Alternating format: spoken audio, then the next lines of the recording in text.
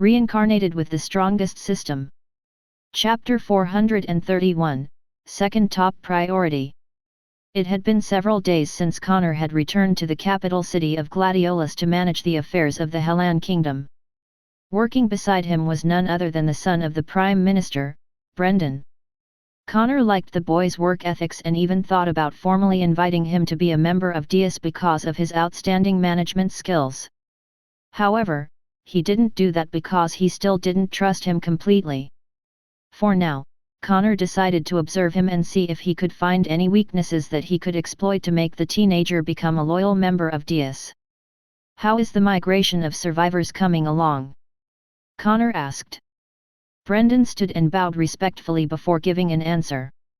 This earned him a nod of appreciation from Connor, who liked obedient and capable subordinates to work under his wing. "Sir, the majority of the survivors are now making their way towards the capital," Brendan reported. "The migration is being delayed because the teleport gates can only be used at fixed intervals every day." Connor nodded. He was also aware of this inconvenience, however there was nothing he could do about it. The one who had complete control over the settings of the teleport gates was none other than King Noah. The royal family has a unique artifact inside the castle that they could use to manipulate certain things within the Hellan kingdom. With this artifact, the king would be able to change the settings of the teleport gates, barriers, defensive mechanisms, and attack runes embedded in the capital city's walls to resist any kind of invasion. Connor had tried to make Prince Lionel tweak the settings of the teleport gates, but the Crown Prince was unable to even activate the unique artifact. The leader of Dias cursed King Noah for not even teaching his heir the basics of controlling this important tool that could have made his life easier. "What about our food reserves?" "The food reserves we have can last up to 5 years. "Good. Is there anything else you would like to report?" Brendan looked like he was hesitating to say something, so Connor urged him to speak his mind. "It is about the princes of the Hellan kingdom," Brendan said. "What are your plans for them, sir?" Connor frowned as he looked at the teenage boy in front of him, who returned his gaze fearlessly. He could see the ambition in Brendan's eyes, and the leader of Dias chuckled internally because he thought that he had finally found out Brendan's desire. "You don't have to worry about Prince Lionel and Prince Rufus," Connor replied. "They are no longer here in the capital." "May I ask where they are now?" Brendan inquired. "I am feeling restless knowing that the two of them could return anytime to take my authority away from me." Connor smirked internally because Brendan had just confirmed the hunch he had in mind. "Your appetite is big, boy," Coroner thought. "Still, I guess making him the puppet ruler is still better than having a moron sit on the throne. At least, I don't have to worry about the kingdom suddenly collapsing because the one at the top is giving stupid orders to his underlings." Connor pretended to be deep in thought before answering Brendan's questions. "Both princes are currently in the Anisha dynasty. Do not ask why they are there because I won't be telling you any more information about them. As for the youngest prince, you also don't have to worry about him. Prince Ernest had disappeared and was nowhere to be found. The members of the organization assigned to monitor him were unable to locate his whereabouts. It was as if the prince had disappeared into thin air a few days before the continental spell was unleashed." Even so, Connor wasn't bothered. A young prince without any followers was no longer a prince, but a helpless child. Prince Ernest didn't pose any threat to them, so he was less inclined to waste any manpower to look for his whereabouts. Brendan sighed in relief before returning to his seat. He read the reports of his underlings who had also participated in the migration of the survivors. Ezio had instructed him to gather any information that he could get from the organization. Since the shadow assassin had decided to check the movements of the elves, he decided to let Brendan take charge of the information gathering in the Hellan kingdom. This way, they would be able to maximize their strengths and do their individual missions respectively. Suddenly, the ring on Connor's hand started to glow. He ordered Brendan to leave the room and return after an hour.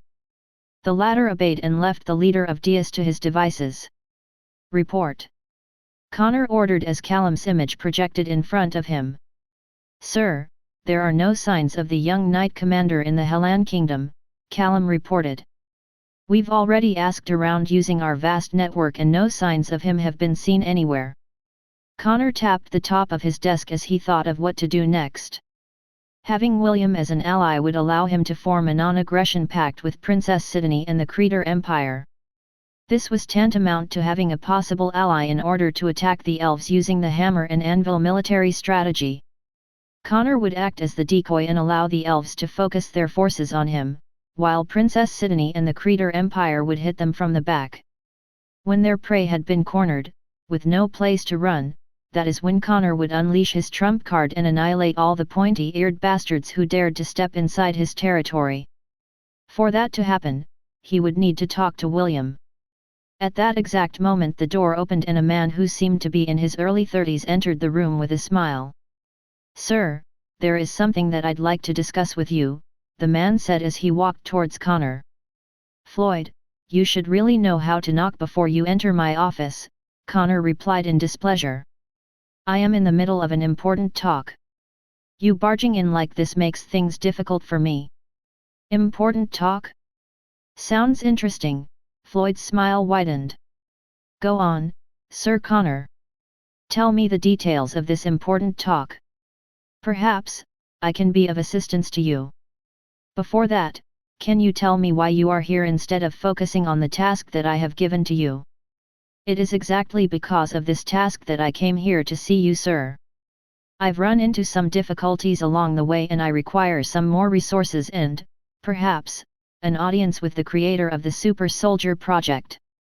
Connor frowned as he eyed the scholar that had joined their organization not too long ago.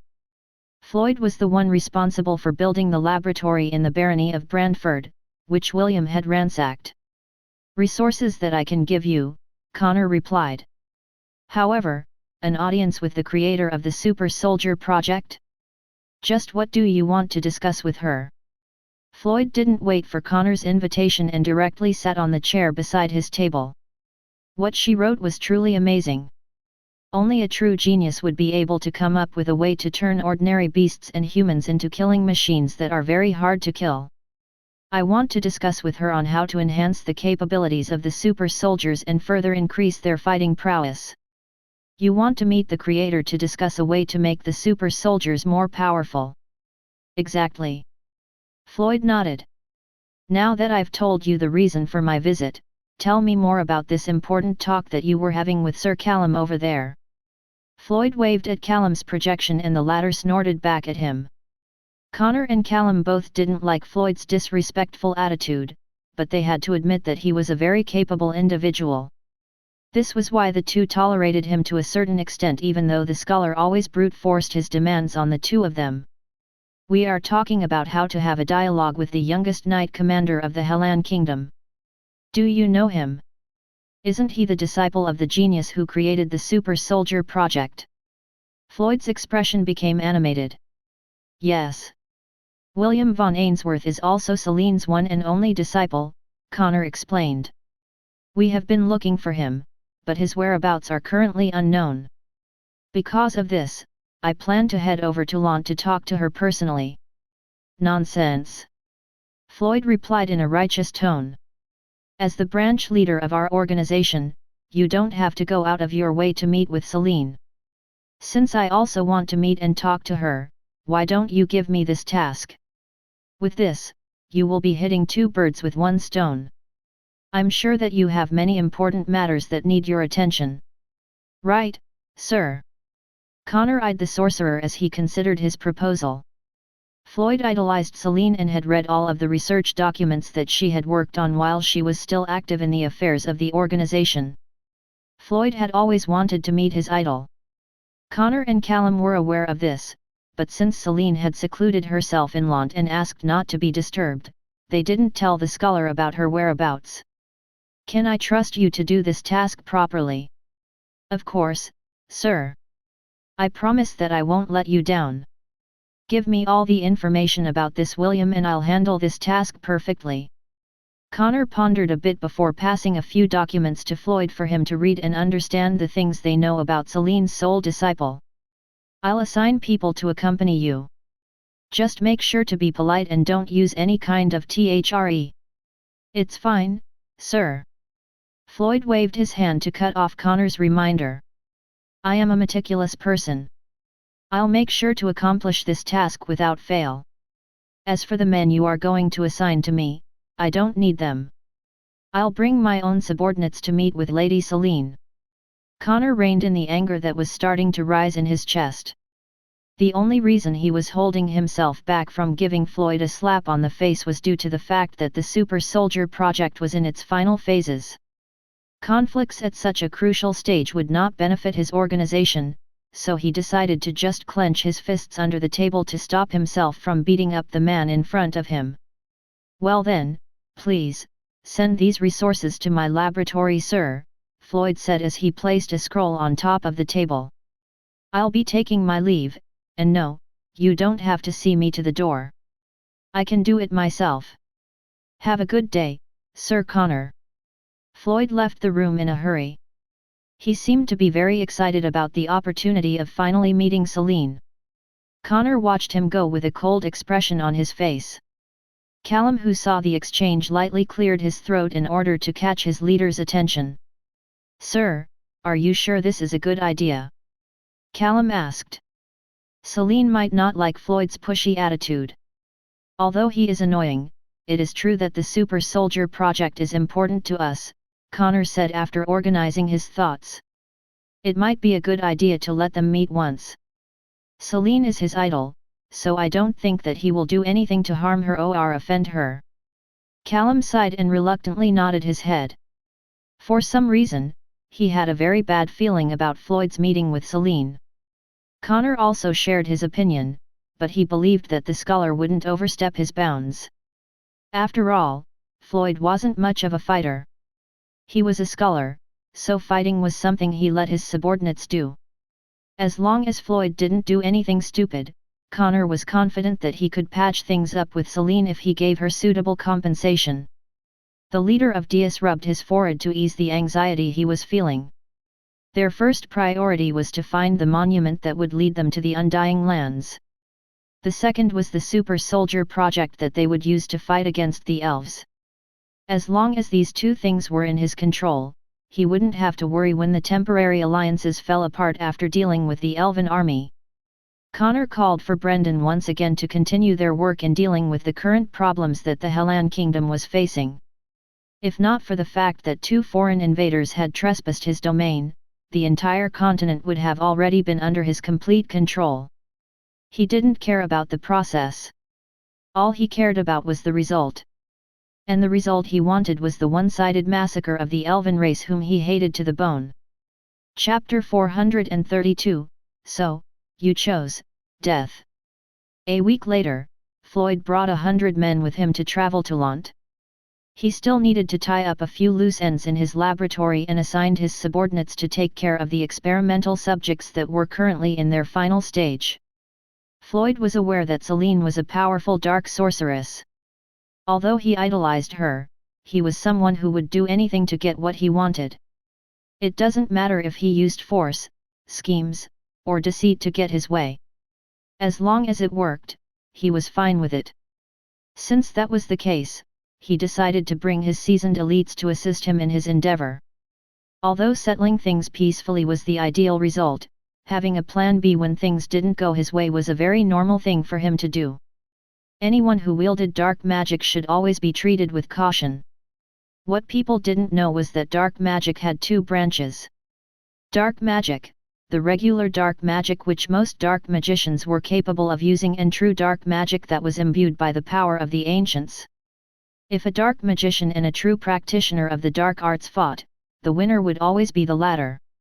There was simply no chance that someone who wielded dark magic, bereft of true darkness, could win against those whose very hands and feet were bound by an entity that was darker than black. Selene was one of those who wielded true dark magic and was not afraid to use it if anyone dared to tick her off. Some say that there were 3 strict requirements before one could wield the true power of darkness. The first one was betrayal. The second, enslavement. And the rumored third requirement was to completely, and utterly, surrender oneself into darkness. Whether these rumors were true or not, nobody knew. Only those who wielded the true power of darkness knew these secrets, for they do not share this with the unworthy. After several days of travel, Floyd and his men finally arrived at the border of Lont. However, they couldn't proceed any further, for they noticed several strong existences guarding the small town that they were planning to visit.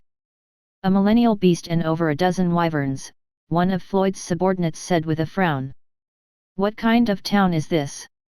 Although they were not afraid of having a brawl with the Arabro and the wyverns, that didn't mean that they could just provoke them willy-nilly. They were still powerful beasts in their own right, and one mistake could lead to a tragic ending. What now, sir?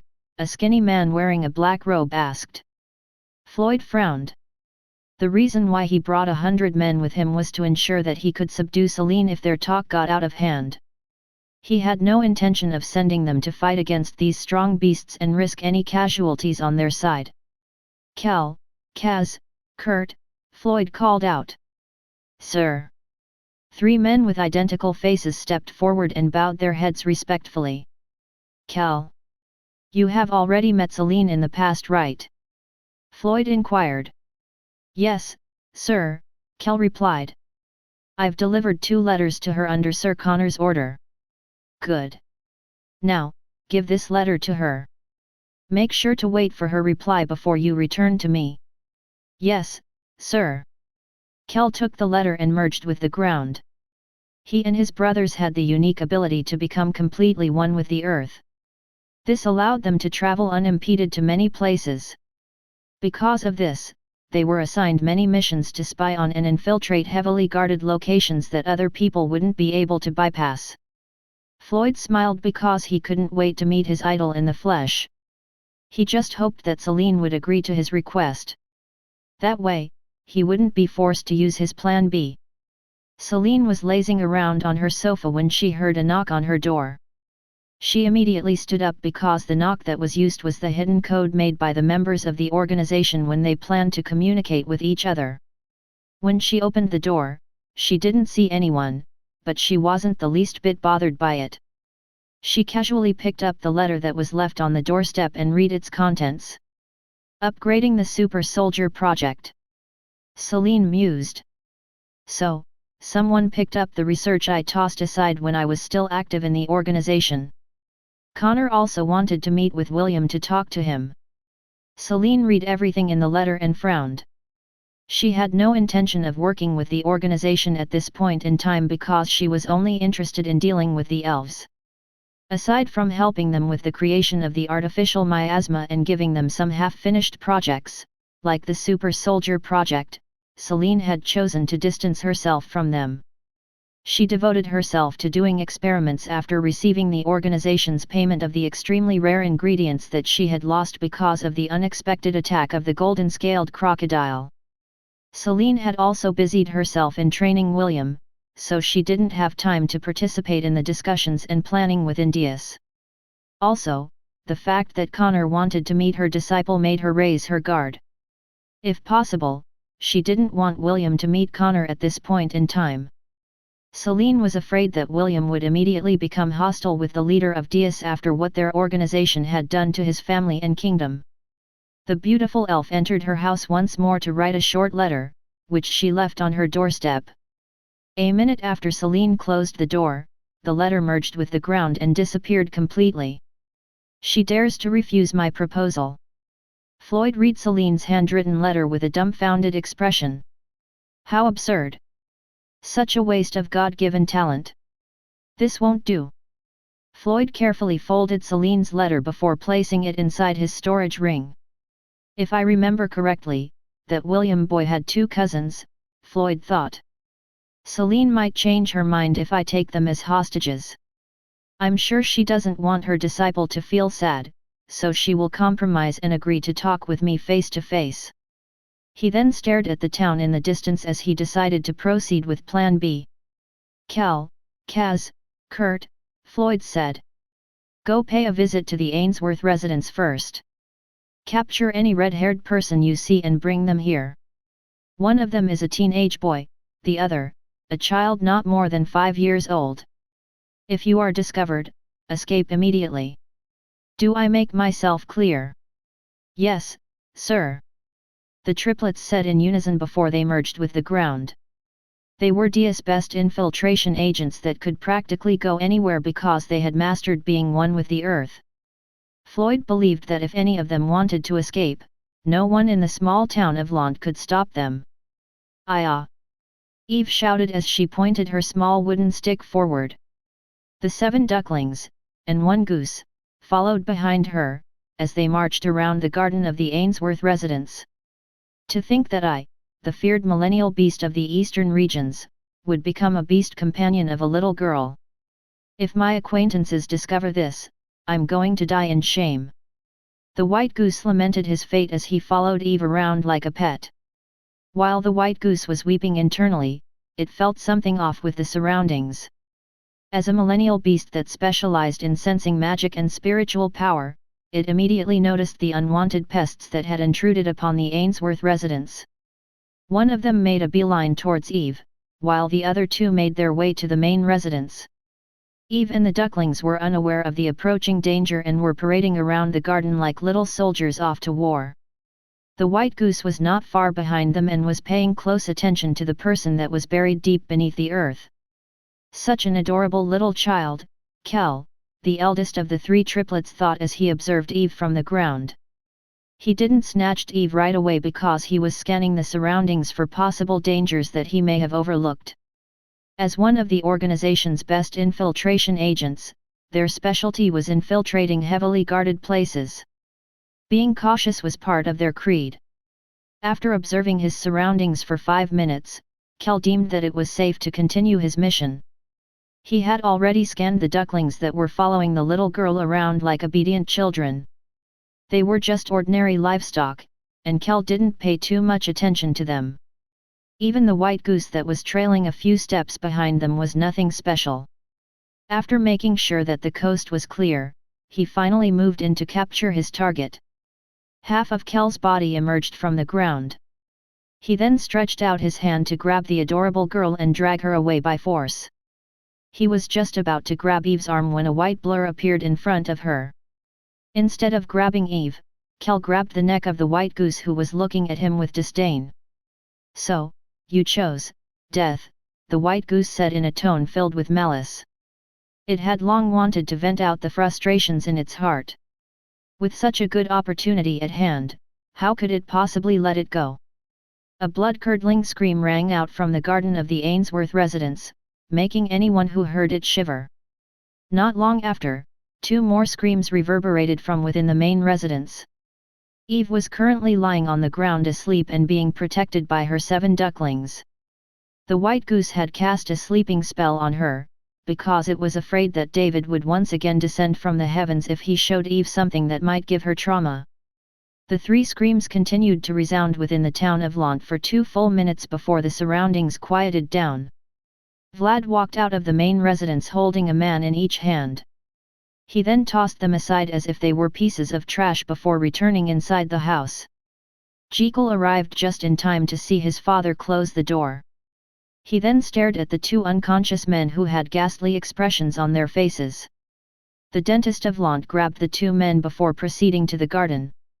There, he found a bloody body and a white goose whose feathers were now stained with blood. "Don't worry, I didn't kill him yet," the white goose said as he stepped on the man's hand, crushing all of his bones. A hoarse scream filled with pain escaped the man's lips before his eyes rolled up into their sockets as he fainted. Jekyll appraised the white goose and nodded his head in appreciation. "You're not half bad. Are you Eve's protector?" "You can say that," the white goose replied as it flapped its wings to clear the blood from its feathers. It then used a water spell to clean the blood off of the ground. "Are you done with him?" Jekyll inquired. "Yes, you can have him," the white goose replied before walking towards Eve. It then used a floating spell to lift the girl from the ground and used the water spell to clean the dirt from her clothes. He then maneuvered the floating girl back to the residence where she could sleep in her own room. The 7 ducklings followed behind Eve and chirped happily as they watched their mother float in the air. Jekyll chuckled before turning his head to the side. "Are these friends of yours?" Jekyll asked. Celine looked down on the 3 men before firmly nodding her head. It seems that we have some uninvited guests snooping around. Jekyll smiled as he pressed his hand over the heads of the two men. He planned to forcefully scan their memories, which would bring them great pain, but the dentist couldn't care less. Celine watched from the side and looked at Jekyll's interrogation technique with great interest. A minute later, Jekyll dropped the two men on the ground and flashed Celine a dazzling smile. "It seems that we have caught a big fish," Jekyll said. "Are you familiar with a man named Floyd?" Chapter 433, Let me see how fast you will run. An hour had passed since the triplets had infiltrated Lont and there had been no news of them since. Floyd was already frowning because he thought that it wouldn't take that long to capture a teenager and a child from within the small town of Lont. Did something happen? Floyd thought as he observed the giant golden ape in the distance. Floyd's subordinates, that he had brought along, were also getting impatient. They were among Floyd's best men and had done many things for him for the past few years. These people had been with him even before he had joined DS, and always accompanied him during important missions. Another hour passed and then two. Finally, Floyd realized that something was terribly wrong with the lack of feedback from his three subordinates. He was about to send more men to infiltrate the city of Lont when Cal, the oldest of the triplets, emerged from the ground in front of Floyd. "What happened?" Floyd asked. "Where are your brothers?" Cal lowered his head in shame before pulling out a letter. "Sir, Celine asked me to pass you a letter," Cal said as he handed the letter to Floyd. Seeing that his subordinate wasn't planning to answer his inquiry, Floyd took the letter in his hand and read its contents. Perhaps, the letter would give him the reason why his men had failed to abduct the members of the Ainsworth family to be used as bargaining chips in his negotiation with Celine. "Dear Floyd, your subordinates have already told us everything and I got to say, I'm fairly disappointed with how you handled the situation. Connor and I have an agreement that forbids any member of DS to touch my disciple. To think that you would be stupid enough to use the loophole to try and kidnap William's family members in order to use as hostages against me? Such audacity! My disciple holds the people important to him very dearly. Touching them is akin to touching his reverse scale. If you had succeeded in capturing Matthew or Eve, trust me, you would have an enemy that wouldn't rest until he cut you apart at every joint, healed you repeatedly, and did so again as his beasts feasted on your flesh in front of you. You are a scholar, and yet, you failed to understand something so simple. Resorting to violence because you couldn't have your way? Are you a child?" Floyd snorted as he paused his reading of Celine's letter. He wasn't scared of William. He was merely a bug he could crush at any time. The fact that Celine was spouting such nonsense only made his irritation and impatience grow exponentially. After forcing himself to calm down, he continued to read the hateful letter in his hand that had been handwritten personally by the person he idolized the most in the southern continent. "I don't know why you are looking for my disciple, but he is certainly not here. With that said, why don't you tell me why you are looking for William? Write a letter and hand it over to your subordinate. Naturally, you may choose to ignore this letter as well. I already know how many men you have and their abilities. If you still feel like catching the members of the Ainsworth family under my watch, feel free to send your men. I have been feeling bored as of late, so having a few idiots to kill will certainly raise my mood. I look forward to hearing your reply, Celine." "Arrogant elf," Floyd muttered. "But a genius like you has the right to be arrogant. Don't worry, I won't hurt you. I'll just make you understand that you are wasting your talent by staying in this small town in the countryside, instead of conquering the world by my side." Floyd thought that Celine had single-handedly caught the triplets that he had ordered to infiltrate Lont. Although he didn't know how the dark sorceress did it, Floyd was convinced that it was not an impossible thing to do. He then asked Kel several questions, but the latter stayed silent. Even the threat of torture didn't loosen his subordinate's lips, which convinced Floyd that Celine may have taken Kel's brothers as hostages to prevent him from saying anything. Left with no choice, he was faced with two decisions. Should I just brute force my way in? Floyd thought. Or should I negotiate? Floyd pondered for a full 5 minutes before making his decision. He wrote a letter and handed it to Kel, who once again merged with the ground to return to Lont. The scholar had a sneer on his face as he looked at the sun in the sky. 4 more hours until sunset, Floyd mused. There's still time. You arrogant woman, you think that just because you know dark magic, I will fear you? How naive. Floyd had made 2 plans in his mind. One was to initiate a negotiation with Celine in order to lure her out of the town. As long as the beautiful elf decided to meet them, he would order his men to capture her at all cost. He had also considered her to be a bargaining chip to make William submit to him as well. The only reason he had aimed for the half-elf's relatives was due to the fact that Celine had refused his proposal. If things had proceeded smoothly, then none of this might have happened. His second option was to wait for nightfall. Floyd had made a dozen special artifacts that only worked at night. It allowed them to erase their presence and completely turn invisible. Although it could only accommodate 10 people at a time, it was more than enough to create a raiding team that could even bypass a millennial beast's highly sensitive perception. Floyd was able to create such an artifact from a scroll he had unearthed in a ruined temple found inside a hidden domain that he had stumbled upon by chance. Unfortunately, after he took the treasures inside the temple, the domain collapsed. Floyd was barely able to leave out of it alive, but the things he gained from it was worth it. Floyd didn't believe that Celine would be able to do anything once he and the rest of his subordinates had passed through the town's gates that were being protected by the giant golden ape and the several wyverns patrolling the sky. This Floyd really thinks too highly of himself, Celine said as she handed the letter to Jekyll, who was sitting across from her. I'm guessing that he's just using this tactic to delay time. Perhaps he is waiting for nightfall before he goes in for the kill. Jekyll took the letter from Celine's hand and read its contents. I expected more from the members of the organization you joined, but I guess they are feeling too full of themselves from the lack of opposition, Jekyll commented after reading the letter. It sure is convenient when anyone that could threaten them has been turned into a crystal statue. They think that they can move unhindered in the Hellan kingdom. Celine nodded her head in agreement. Kel stood at the side with his head bowed in silence. After his painful experience with the white goose, the eldest of the triplets was already at the verge of death. Then Jekyll took him back to his laboratory. Jekyll had made him drink a bottle of regeneration potion made from mountain troll's blood to help regenerate the loss of blood and mend the broken bones in his body. The dentist of Lont had tweaked Kel's body in a way that made him and his 2 brothers completely subservient to Jekyll, obeying his every command. So, what should we do now?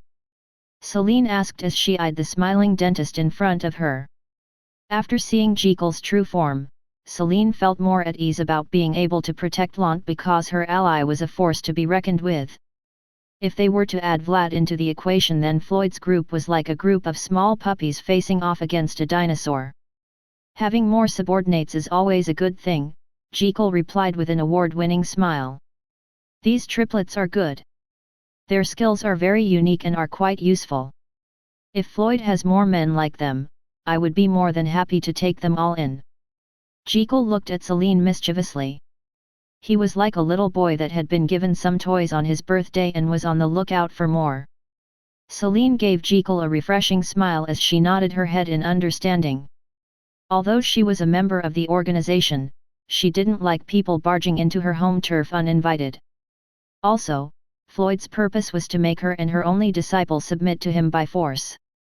This ticked Celine off. William was her only disciple and was one of the handful of people she truly cared about. If the Ainsworth family was William's reverse scale, then the half-elf was Celine's reverse scale. No one was allowed to make her, and her disciple kneel, because that would be a slap to her face as his master. Floyd, you fool, Celine mused. Let me see how fast you will run after you've poked this hornet nest. I'm sure that you will not forget this experience for the rest of your life. Celine and Jekyll smiled evilly. It was now time to get the freeloader demigod to do his job. This way, the members of the organization would experience the worst possible nightmare, while all of them were awake. Chapter 434, Kinship Evolution. No. Run. Forgive me. Please. Have mercy. I don't want to die. Floyd gritted his teeth as blood seeped from the corner of his lips. He ignored the despairing screams around him and decisively used the teleportation artifact in his possession. It was his life-saving trump card that would send him thousands of miles away from the nightmare that was currently unfolding in front of him. Never in his wildest dreams did he think that he would meet an existence that stood above the food chain in one of the only small towns that could be found in the countryside. If he had only known that such an existence was safeguarding Lont, he wouldn't have dared to sneak inside the town with his men to capture Celine and the surviving members of the Ainsworth family. The last thing that Floyd saw was the cold, chilling gaze of a middle-aged man with long black hair before he sent himself thousands of miles away from the person who had single-handedly dealt with the elite members of his organization. Floyd appeared on top of a mountain overlooking the capital city of Gladiolus. His shaky legs gave way under him and he collapsed on the ground gasping for breath.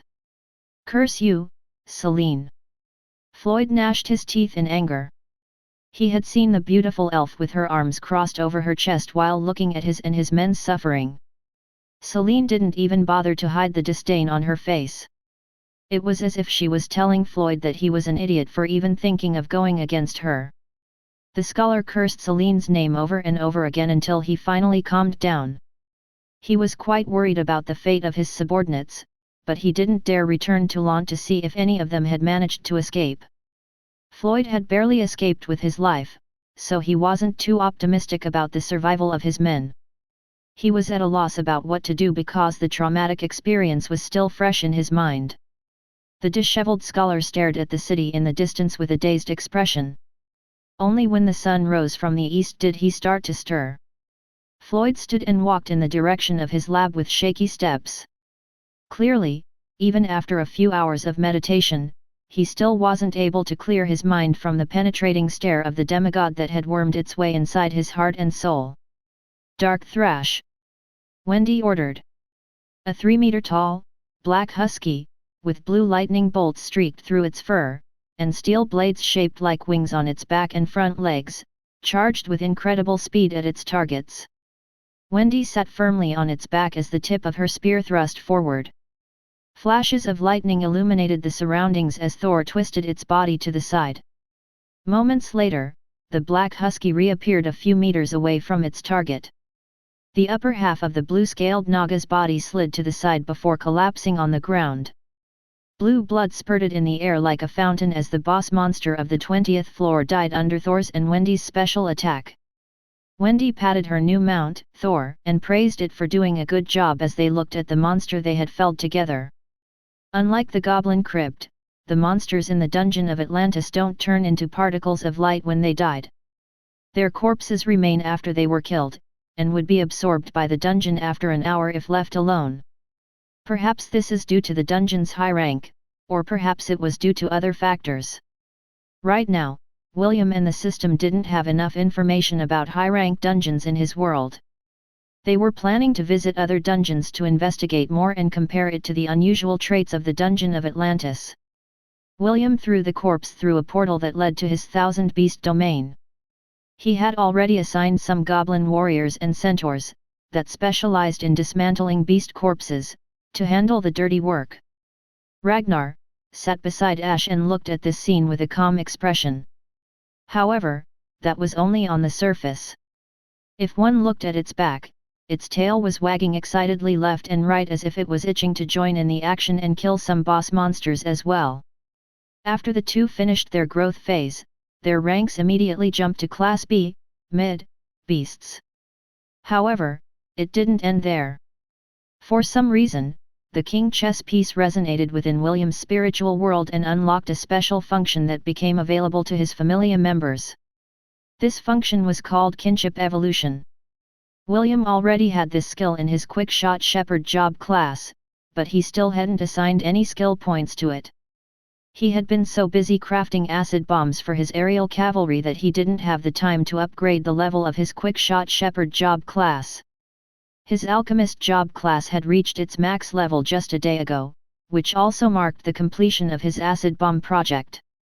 This was why he decided to join Wendy, Ash, EST, and Isaac, in their dungeon fight against the boss monster of the 20th floor. William knew that he would need the power of his main job class, so he decided to increase its level to the limit as well. He was able to practice alchemy with peace of mind because Ash and Wendy had been leveling his other job classes for him. This was the advantage of having a familia. William could just assign any job class to them and allow the two girls to increase its level, while the half-elf focused on equipping his King's Legion with powerful bombs that would be used in the future. His only regret was that he was unable to enter EST streams and accidentally add her to his familia as well. There was some kind of powerful barrier that prevented William from entering her dreams. Although William felt a little regretful, he wasn't too bothered by it. From time to time, EST would come to find him and the two of them would train inside William's world. What kind of training are they doing? Of course it was a training to allow EST to increase her knowledge when it came to the things that lovers did. EST was still very passive and allowed William to teach her the things that she needed to know. From kissing, head pats, cuddling, hand-holding, and anything in between, William patiently taught his timid lover, who had the knack of making his heart skip a beat due to her cute reactions, every time they did this and that. While the half-elf was remembering the intimate kiss he shared with East just a few hours ago, Wendy jumped off Thor's back and the latter returned to his original form, which was only half a meter tall. Maybe I should get that kinship evolution skill and try it with Mama, William thought. I wonder what form she would transform into. Rough. Don't worry, we will get our turn next. Ash patted Ragnar's head and the latter wagged its tail happily. In the past, Ian and Ragnar didn't get along. It was because Ragnar felt that Ian hated William, whom it recognized as its parent. Now, it was able to feel Ash's love for William, which made Ragnar's attitude to Ash have a complete reversal. Just like Wendy, Ash had also gained the ability of kinship evolution and her partner was none other than Ragnar. Ash had tried to use this ability a few hours ago and the result far surpassed William's expectations. When Thor and Ragnar underwent kinship evolution, their ranks immediately jumped to the centennial rank. Thor's centennial form was called Blade Colidal, and Ragnar's centennial form was Grand Cerberus. As the name suggested, Ragnar would transform into a 3-meter-tall, 3-headed dog that wielded the power of fire, wind, and earth. With Ash wielding the element of water, the two of them were able to form combination attacks by merging the elements together.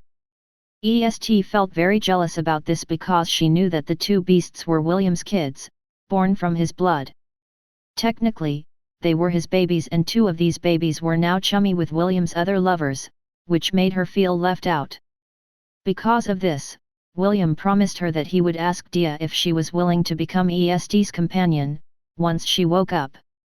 This made EST very happy because Dia was also William's baby, so naturally, Dia would then become her baby also. It was at that moment when Oliver received a message from Celine through their special means of communication. After receiving his mistress' message, the parrot monkey asked William if the two of them could go somewhere private so they could talk. William knew that his second master wouldn't ask him to talk in private if it wasn't important, so he bid his lovers goodbye and told them to return to the chieftain's residence for the time being. Although Brianna turned a blind eye to their disappearances every now and then, William knew that the adorable Loli's inner curiosity would make her want to know where they went whenever they disappeared from the residence. Although William didn't mind sharing his secrets with Brianna, he still held back in the end. The granddaughter of the great chieftain was quite mature for her age. William was afraid that if Brianna discovered that he had a domain, a private army, and a couple dungeons that he could visit whenever he wanted, she would do her best to try and join in on the fun and beg him to allow her to go with them. Although William trusted Brianna, he didn't trust Prince Ernest. If possible, he didn't want any members of the royal family to learn about his secrets. He was still disgusted about the fact that Prince Lionel had betrayed their kingdom and even tried to capture his big brother and big sister. If the crown prince hadn't been imprisoned by the members of the organization, he might have already killed the bastard prince and fed his corpse to the supreme killer koalas inside his 1000-beast domain. Chapter 435, Stabbing a Tender Heart. William clenched his fists as his killing intent swirled around his body. Oliver had informed him that Diaz had tried to infiltrate Lont in order to kidnap Matthew and Eve. The parrot monkey added that their goal was to use the two of them as hostages in order to make William submit to Floyd's demands. Although they didn't know what these demands were, they understood that they had to hold significant weight for Floyd to personally attack Lont with his men. "Don't worry, our freeloader demigod has already dealt with them," Oliver said. "Unfortunately, Floyd got away." "No. More likely, Vlad allowed him to get away. Demigods don't usually antagonize mortals because it is beneath them to do that." William took deep breaths in order to take hold of his emotions. The mere thought of having Eve kidnapped was enough to make him go on a killing spree. Fortunately, Floyd didn't succeed, or else William would have immediately left the Kirinter Mountains and hunted Floyd down like a rabid dog out for blood. "Please tell Master to thank Lord Vlad for me," William replied after he regained his calm. Oliver nodded as he assured William that he would pass on his message to Celine. "Ah, Mistress also wanted to tell you something else," Oliver said. "She said that you should continue your training and do your best to recruit more allies." "Second Master, did you not tell the Master about the dungeon of Atlantis?" "Why should I? This is your secret. If you want her to know, tell her yourself." Although Oliver had kept his correspondence with Celine about William's current affairs, he never told her about William's new goblin army or about the dungeon of Atlantis. Although he could be devilish at times, Oliver was someone who respected the privacy of others. Unless it was truly important, he wouldn't share any secrets with Celine without the permission of the person involved. The parrot monkey would even leave William's side whenever he spent his time with his lovers. This was his stance when it came to the half-elf's welfare, whom he also considered to be his own disciple. "Thank you, Second Master," William said. He was touched because he didn't expect that Oliver would keep the secrets he held from his master, Celine. "You're welcome," Oliver replied. "Ah! Before I forget, there was one more message from the mistress. She said that Ezio went to the Zealand dynasty to spy on the elves. According to him, the teleportation gates will be completed in a month and a half." Oliver paused for a while before continuing his message. He added that if you have any plans to sabotage it, you should meet with him a month from now at the border of the Zealand dynasty. "That is all." William frowned. A month may seem like a long time, but it was also too short to do anything. Right now, he still hadn't met Takam's requirements, so he wouldn't be able to count on the titanic green-scaled trollhound for help. The half-elf sighed as he rubbed his forehead. Oliver just watched him from the side, his eyes filled with pity. Time was of the essence, and William was doing his best to make ends meet. After making up his mind, William decided to pour the next few days into advancing his job classes as much as he could. That is the only way for him to stand a chance against the elven army who was about to call for reinforcements from their homeland. Royal Palace of the Zealand Dynasty. Arslan stared at the capital city of the Zealand dynasty, Briar Glen, with a sad expression on his face. The once lively city was now a dark and gloomy place. The occasional laughter that usually permeated the air could no longer be heard. It was replaced with a solemn atmosphere that made his heart ache. A few moments later, he heard the sound of footsteps approaching him from behind. He turned around and knelt on the cold tiled floor and waited for his master's orders. Yes. Arslan was now a slave that served directly under the elven princess. If one were to ask if he liked his current circumstances, the answer would definitely be no. However, Arslan had to admit that Princess Eowyn had treated him well and didn't order him anything unreasonable like harming his own people. Most of the time, Arslan just stayed inside the manservant's quarters as he waited for the princess to summon him. He would accompany her wherever she went and served as her bodyguard. The survivors who recognized him during these excursions outside the palace would look at him in pity. Their greatest prodigy was now a slave and serving their conquerors. This left a bitter aftertaste in their hearts. This was what Elandorr had wanted to happen. He wanted the humans to despair and forget any notions of resistance. This was why he urged Princess Eowyn to go on humanitarian missions to the different cities of the Zealand dynasty to give food to the survivors who were struggling to survive. Princess Eowyn also understood the meaning behind it, but she still thought that this was for the best. The sooner the humans submitted to their race, the sooner their suffering would end. At least, that was what she thought. However, behind closed doors, the elves would trample on the humans' dignity. They would humiliate and degrade them, until they pleaded for mercy. The elves made sure that the humans knew their place and treated them like slaves. A month after the invasion, the survivors were starting to lose hope. Arslan's capture was the last nail of the coffin, and it made what little hope that they had in their hearts vanish completely. Arslan sighed in his heart. He knew that today would be just like any other day where they would visit another city and parade him around like a monkey. I hope that Paul managed to find the crown prince, Arslan thought as he raised his head to look at the beautiful princess who looked at him with a smile. Although Eowyn was beautiful, Arslan couldn't find it in his heart to be attracted to her.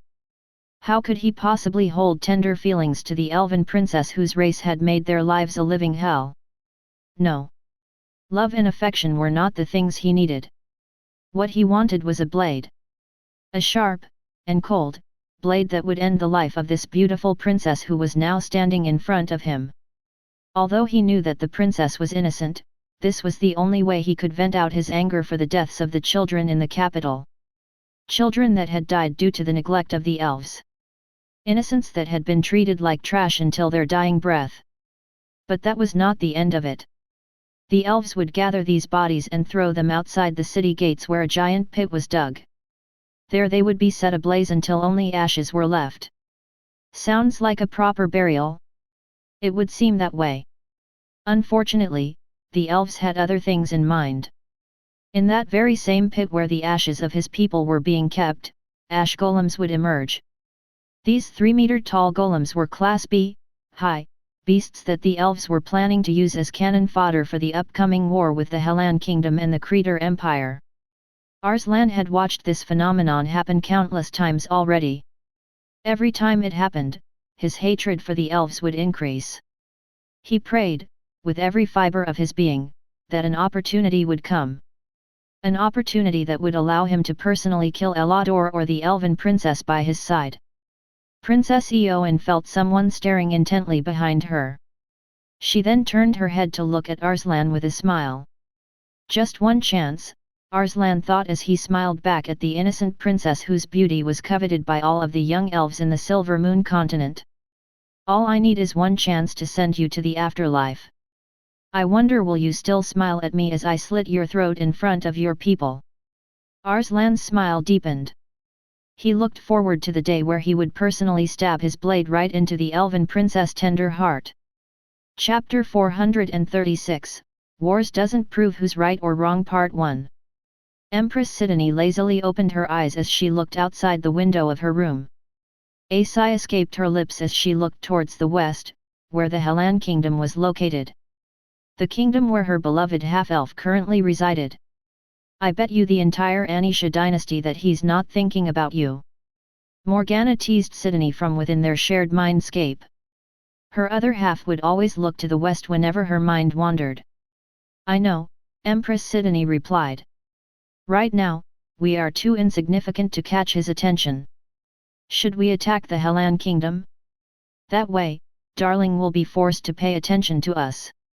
Just send 1,000,000 ants over and the capital will be yours in a matter of days. That is too boring, big sister. We can't win his heart by trampling on his homeland. In fact, it would only make him hate us, which is not something we want to happen. Morgana chuckled within their shared mindscape. If Empress Sidonie had her way, conquering the Hellan Kingdom was an easy task. However, what she wanted to conquer was William's heart, not the nation he lived in.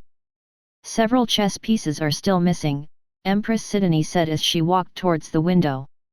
It is still too early to make our move.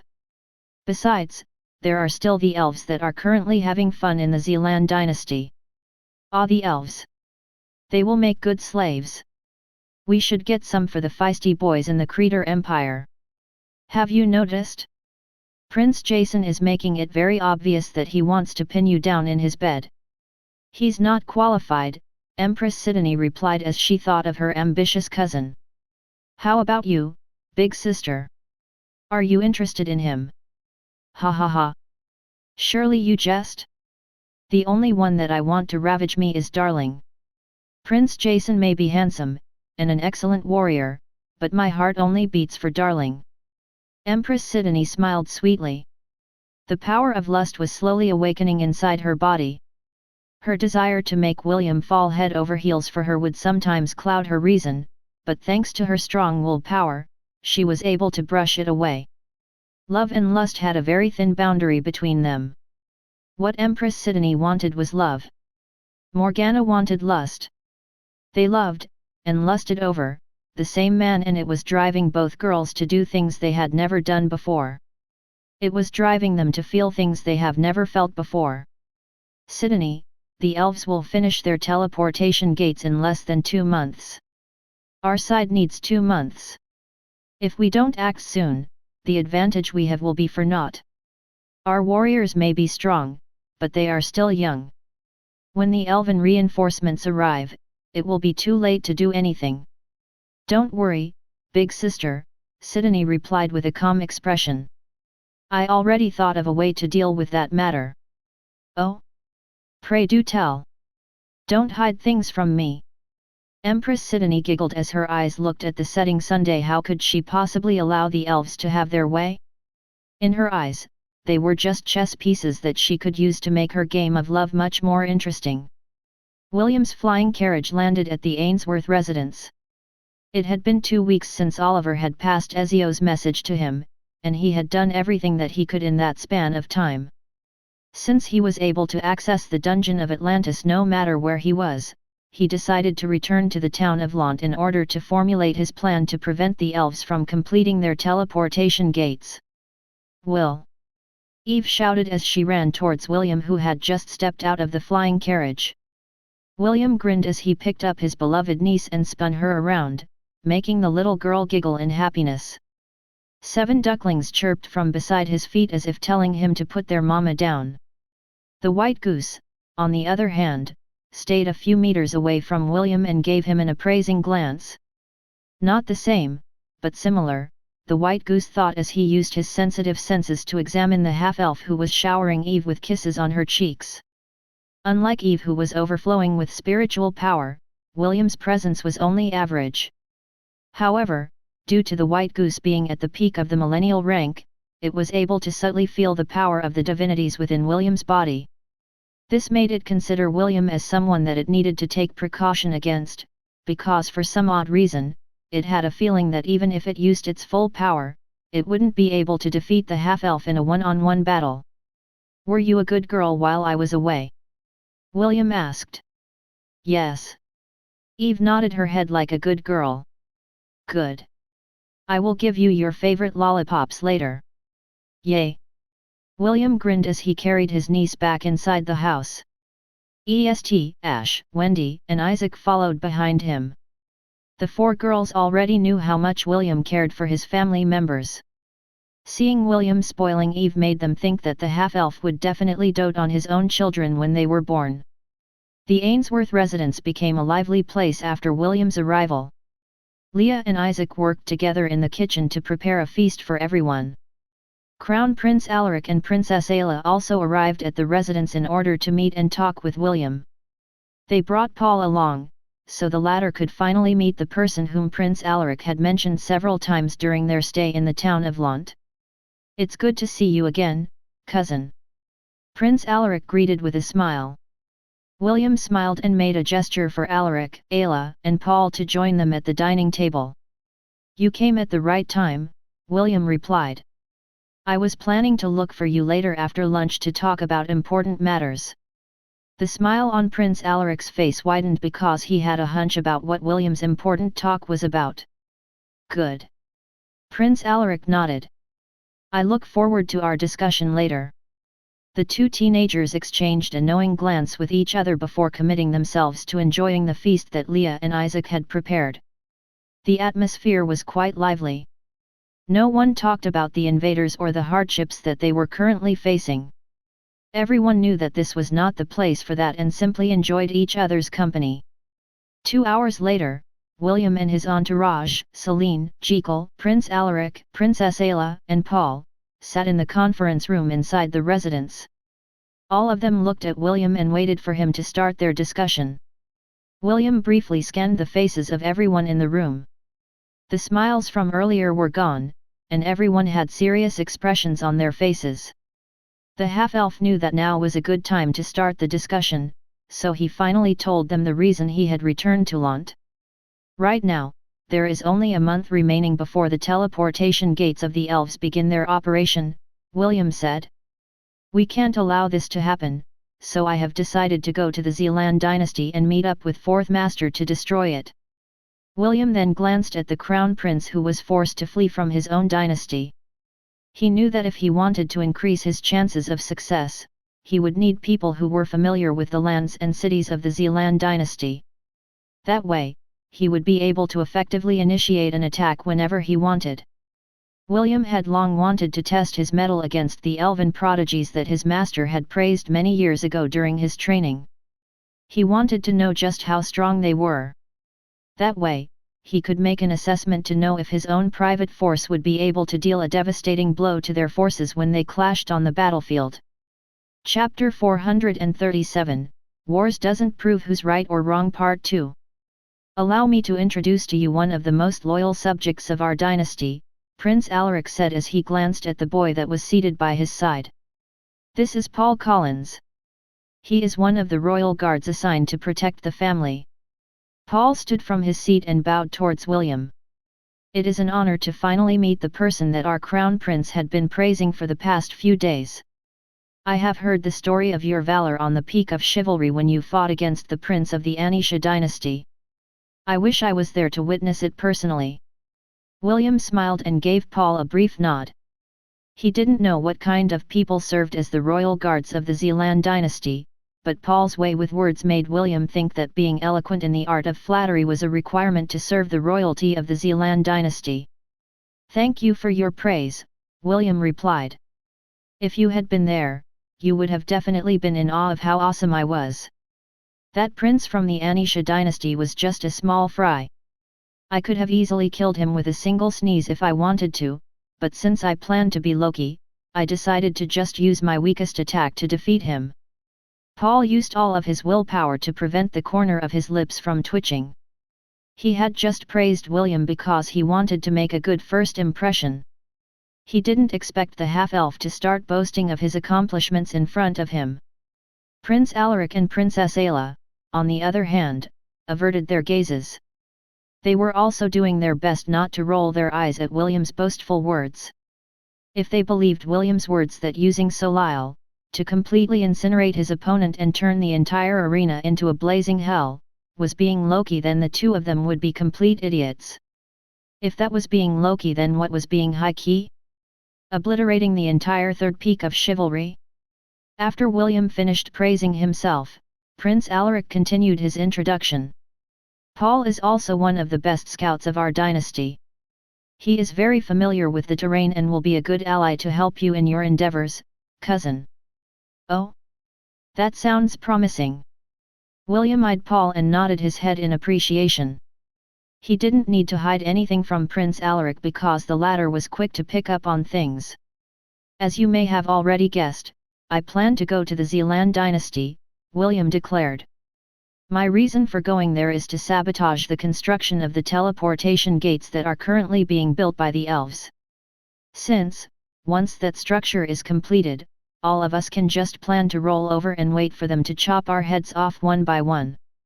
Due to the severity of the situation, I decided to ask for your support in guiding me inside your dynasty.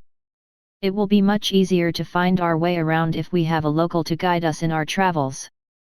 Paul pressed his fist over his chest.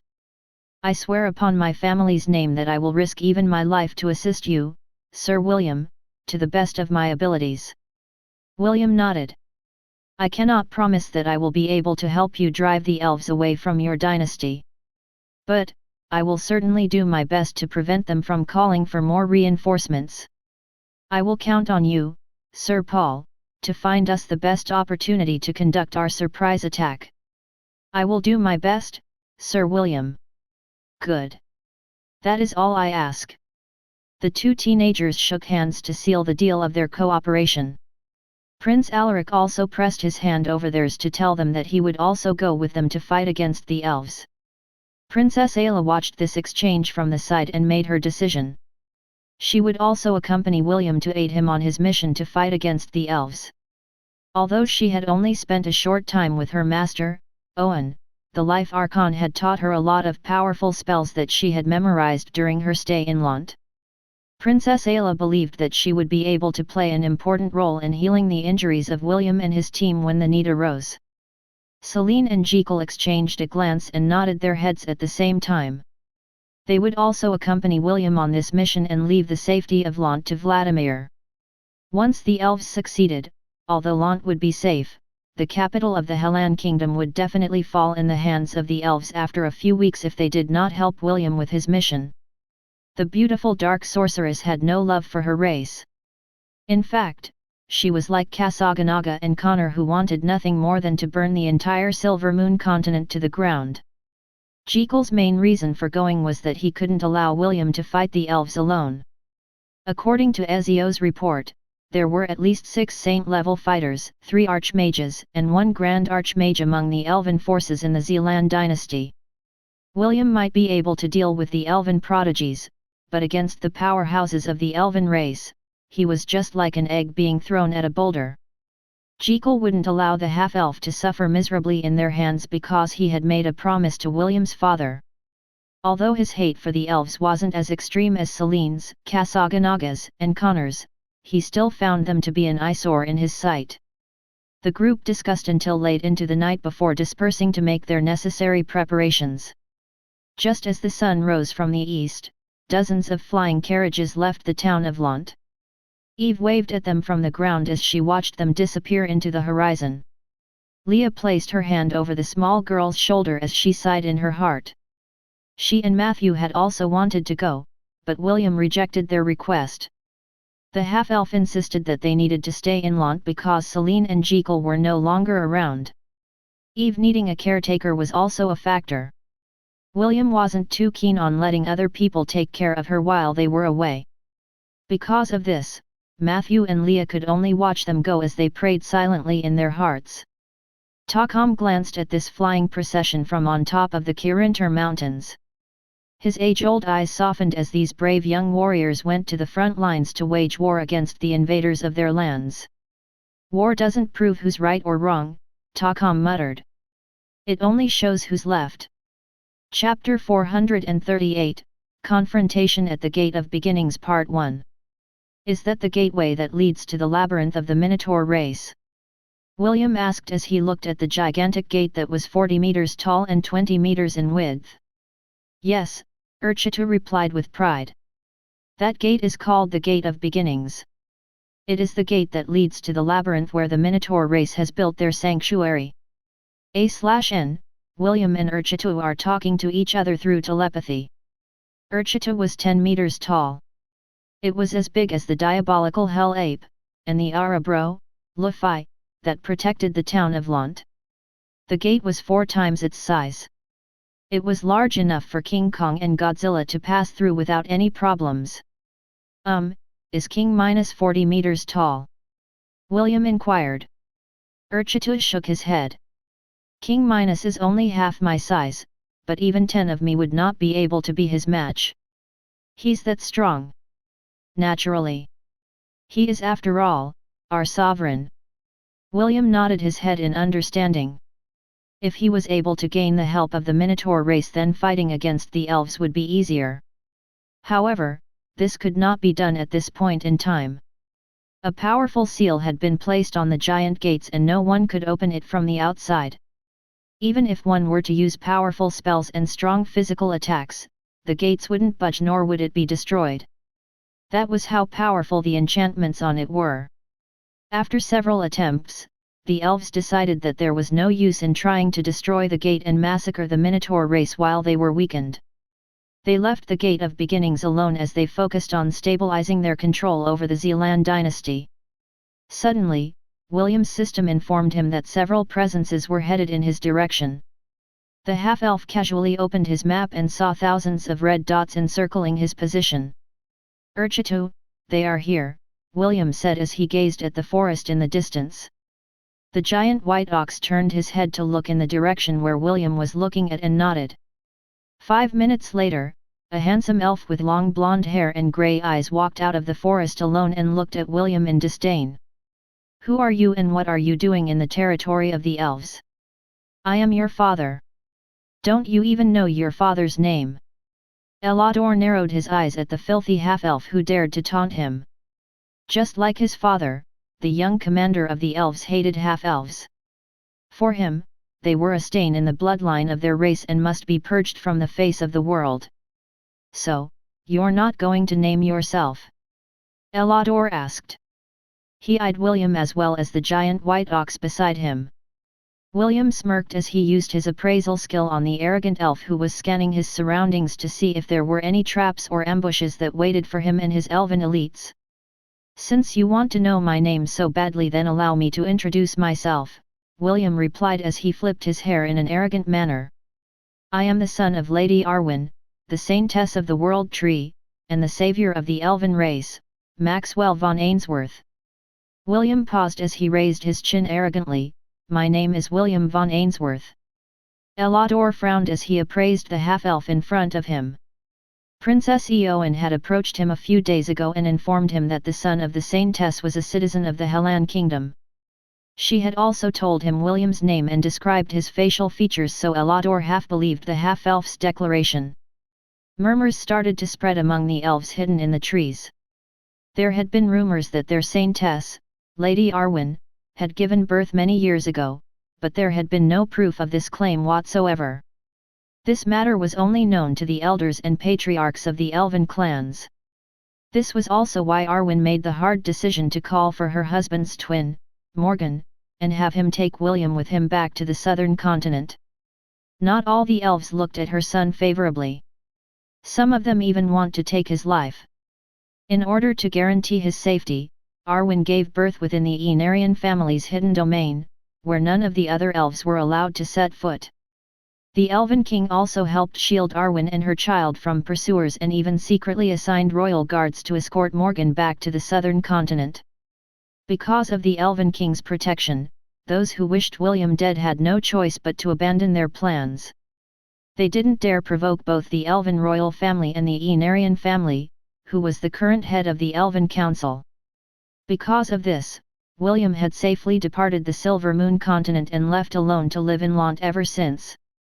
"Oh? So, you're telling us that you're the son of our Saintess? Do you think I'm a fool?" Elandorr snorted. "The Saintess never had a child. You dare to slander her good name? You've got guts, you filthy half-blood."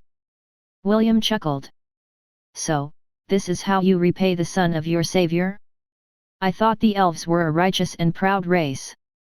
I didn't know that they were a bunch of hypocrites." "Taunt us all you want, but we will not believe your lies," Elandorr replied. Even if William was the real son of their Saintess, he wouldn't acknowledge it. In fact, one of the missions given by his patriarch was to kill William the moment he saw him. "Wait!"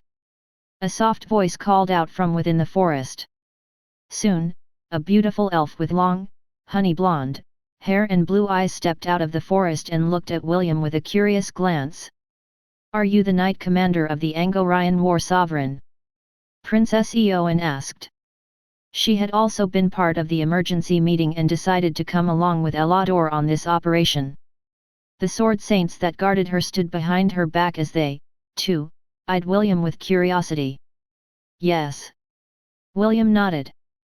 "Have you heard of me?" Elandorr stepped in front of Princess Eowyn and blocked William's line of sight. "How dare you be rude to our princess!" Elandorr shouted. "Kneel and show your respect to the princess of the elves." Only then will I show you mercy and let you keep your dog's life." William shook his head as he looked at Elandorr with a fed-up expression. "Didn't your mama ever tell you to not butt in when two people are talking?" William asked. "Or are you telling me that you have no mama? Sucks to be you then." Elandorr wasn't someone that was easy to provoke.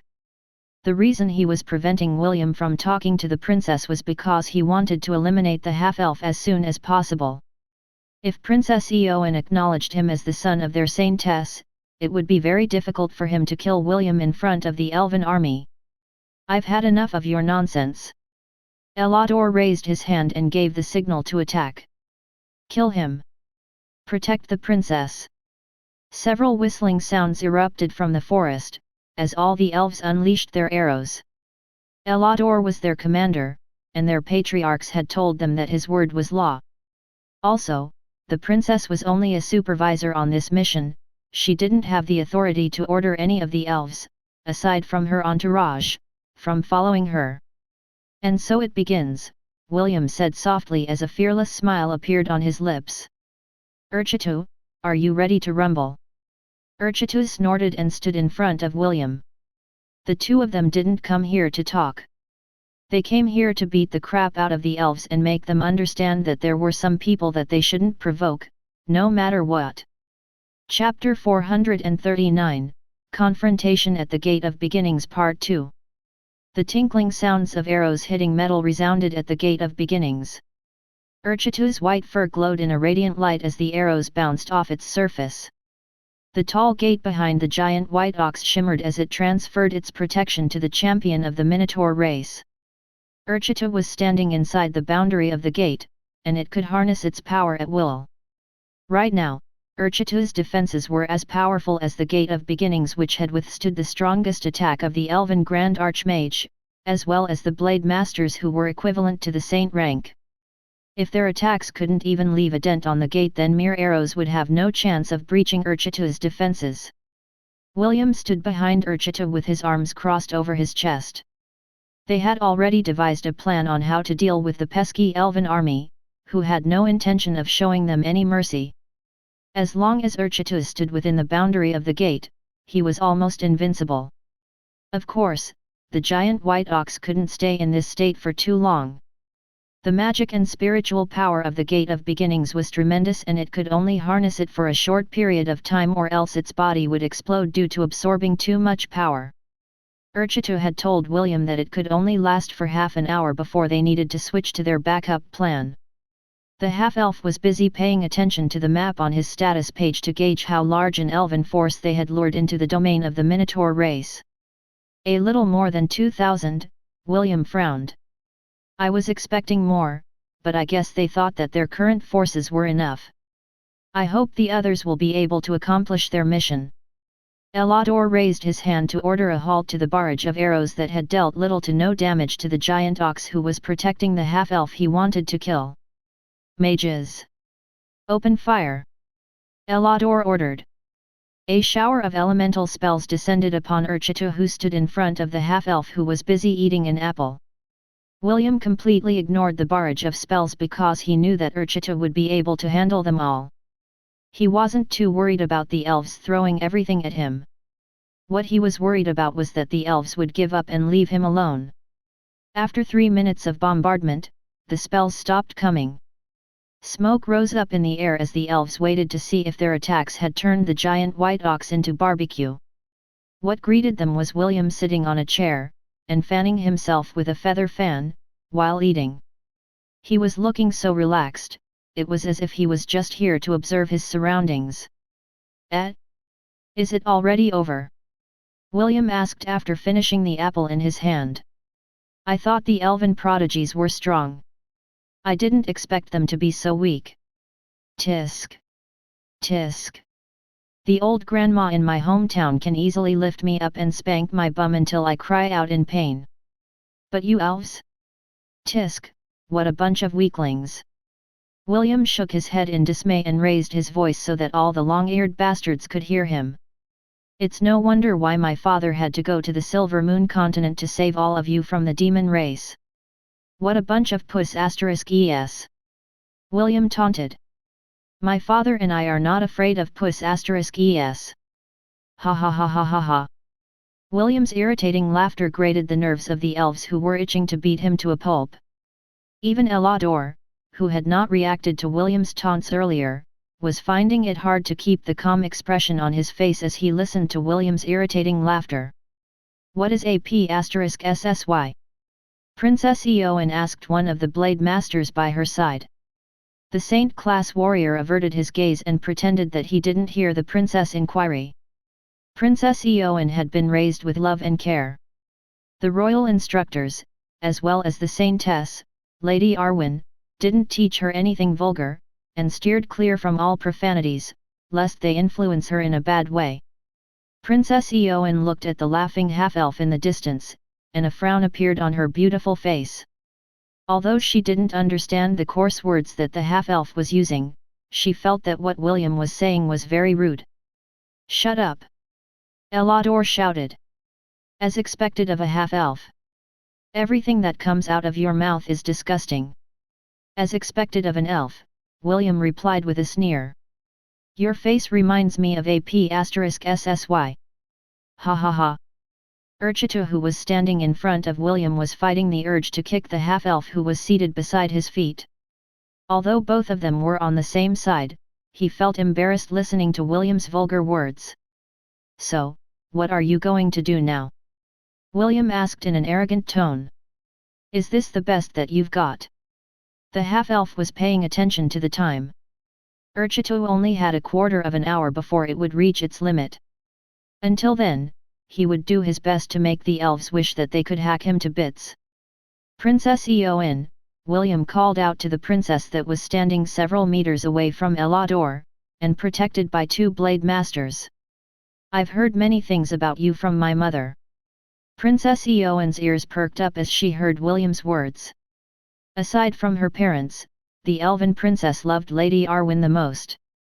This was why when the saintess accepted her as a disciple, the princess danced in joy to the amusement of her parents. Lady Arwen said good things about me. Princess Eowyn asked. What did Master say about me? William's smile widened.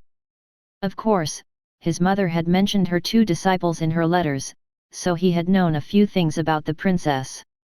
She said that you like to dance when you are happy, William answered. Also, your favorite food is the red berries that grow near the world tree. My mother had said that you were an excellent disciple and that she was very proud of you. A warm feeling spread across Princess Eowyn's chest when she heard that Lady Arwen was very proud of her.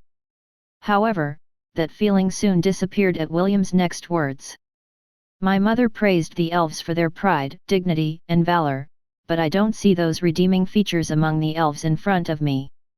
All I see are hypocrites and ungrateful scum who have aimed their weapons at and tried to kill the son of their saintess and savior. William sneered as he looked at Elandorr in contempt. What pride? What dignity? You call this valor? So, your commander belongs to the elven clans who hate the human hero that saved your lands.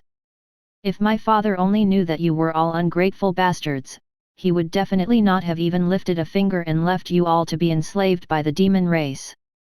William's powerful words reverberated in the surroundings, which made those who heard them feel ashamed of their actions. Although some of the ancient elven clans hated Maxwell, the majority of the elves treated him as a hero. Some of the young elven prodigies even aspired to be like him when they grew up. Hearing William say that they were ungrateful bastards made them falter. Shut up! Don't listen to him! Elandorr ordered. He is just spouting nonsense. William ignored Elandorr and shifted his gaze to Princess Eowyn. See, Princess? This is why my mother was forced to be separated from me. These elven scum don't recognize me as Lady Arwen's son. How about you? Do you not recognize me as well? Elandorr unsheathed his sword. He couldn't allow William to continue with his tirades. Unfortunately, before he could order a full-blown confrontation, Princess Eowyn's firm and dignified voice reached his ears. I acknowledge you as our saintess, Lady Arwen's son, Princess Eowyn said firmly. Anyone who dares to say that you are not my master's son will become my enemy. I swear this upon the honor of the royal family." Elandorr ground his teeth in frustration. Since the princess had recognized William as their saint's son, any further act of instigation would backfire on him. The young elven commander stared hatefully at William, while the latter looked back at him in ridicule. Now that William's identity was recognized by the elven princess, it was now time for him to initiate the next phase of his plan, to ensure that their mission for coming to the Zealand dynasty would become a success. Chapter 440, William vs Elandorr Part 1. "Sir William, I have a proposal," Princess Eowyn said as she stepped forward. Elandorr tried to block her way, but the princess went past him as she walked towards the half-elf who was sitting comfortably on a chair. The two blade masters followed behind her.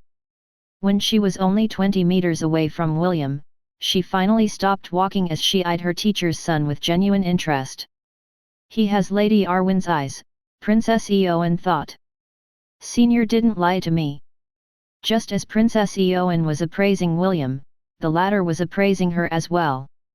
Deep inside, William felt guilty because he was using the princess's innocence to set his plan into motion. Although he didn't want her to come into any harm, it was impossible not to have any conflicts since both of them stood on opposing sides. "What is your proposal, Your Highness?" William asked as he fanned himself with his feather fan. "Forgive me if I don't stand to kneel to you.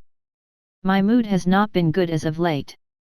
I'm sure that you can understand my hardships, yes." Princess Eowyn smiled as she brushed aside William's disrespectful words towards her. If the half-elf had said this in the Silver Moon continent, he would have been arrested immediately and thrown into jail. Still, the princess tolerated William's attitude because of her respect for her master, Lady Arwen. "We don't need to fight against each other," Princess Eowyn stated. "I can promise you that if you cooperate with us, I will make you the regent of the Hellan kingdom. Naturally, it will still fall under elven rule, but I can guarantee the safety of you and your citizens." The elves who heard their princess's proposal nodded their heads in agreement.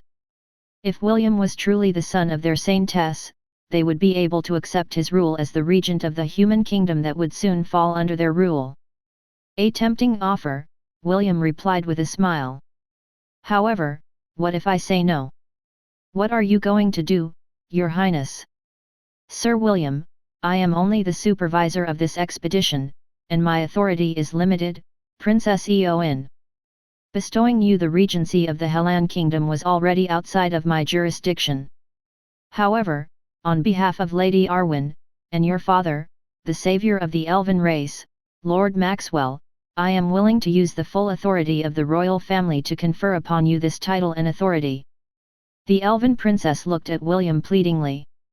"Please, let us join hands instead of pointing our weapons at each other. There's no need for senseless killing because I believe that all lives are precious, even the lives of the human race." Arslan, who had accompanied the princess, and was listening to their conversation from within the forest, clenched his fists in anger. This was the first time he was hearing something like this, and he looked at William with a heated gaze. He was waiting for the half-elf's reply to Princess Eowyn's proposal. "How about this, princess? I find that guy very annoying to the eye," William said as he raised his chin and pointed it in Elandorr's direction. "I have long wanted to experience for myself how strong an elven prodigy is. Of course, if the elven commander is scared to fight me one-on-one, then he can invite a few more lackeys to help him. I don't particularly mind." William's declaration caught Princess Eowyn by surprise. She then turned her head to look at Elandorr, whose expression had returned to its calmness. "Sir William, you wish to fight with Commander Elandorr in a duel?" "Yet. Unless he is scared of me." Elandorr smiled evilly as he held the sword in his hand firmly. "I accept this duel. To show my reverence to the saintess, I will do my best to hold back. Of course, blades have no eyes. I will apologize in advance if I accidentally kill you." "Okay." William nodded. He was unfazed by Elandorr's attempt to hide his killing intent. William had already known from the start that Elandorr was dead set in killing him. However, he was not afraid. Because he wasn't fighting alone. "Finish this as soon as you can," Ash said from within William's sea of consciousness. "You can't fight prolonged battles." "Understood," William replied. He summoned his wooden staff as he stood from the chair and walked towards Elandorr. He hadn't lied when he said that he was itching to test his skills against an elven prodigy. His master, Selene, had said that he wasn't strong enough to face one back then. However, he was no longer the 12-year-old boy that suffered under Selene's beatings. William was feeling excited at the thought of beating the crap out of the pompous elven commander in front of his subordinates. What William didn't know was that Elandorr is also thinking of the same thing. He wanted to beat up and even cripple the son of the human hero that saved their race from the demon invasion. He wanted to show everyone that the elves no longer needed anyone's protection, especially protection from a filthy half-blood. Ensure his life, Princess Eowyn silently ordered the blade masters that stood behind her. "The son of the Saintess cannot be killed by elven hands. I will not be able to face my master if that were to happen." The two blade masters nodded their heads. They were the guardians of the royal family, so their orders were absolute. "I'll give you a handicap," Elandorr said as he pointed his sword at William's face. "I will not use any magic against you. I will beat you using only my sword technique." "Okay," William replied. "Are you ready? Do your worst." "Half-blood," Elandorr sneered. William smiled as he raised his hand towards the sky. Suddenly, a flaming spear descended from the heavens and William caught it in a firm grip. "Bloom in the battlefield," William declared as he aimed his spear at the pompous elf, whose face immediately turned grim when he felt the overwhelming power behind the blazing weapon in William's hands. "Fleur du Soleil!" Elandorr roared as he unleashed his magic power to activate a magical artifact that the patriarch of his clan had given him as a life-saving trump card. A dome of light appeared in front of the young elven commander as he braced for impact. One of the two blade masters protecting Princess Eowyn grabbed her waist and instantly teleported away to protect her from harm. The other blade master summoned his sword and shield. He stayed because he planned to save Elandorr if the latter's defenses were destroyed by William's overbearing attack. While everyone had prepared themselves for whatever was going to happen next, the flaming spear suddenly stopped and shot up towards the sky. It was then when a chuckle filled with ridicule and contempt reached Elandorr's ears. "What were you saying earlier?" William asked in arrogance.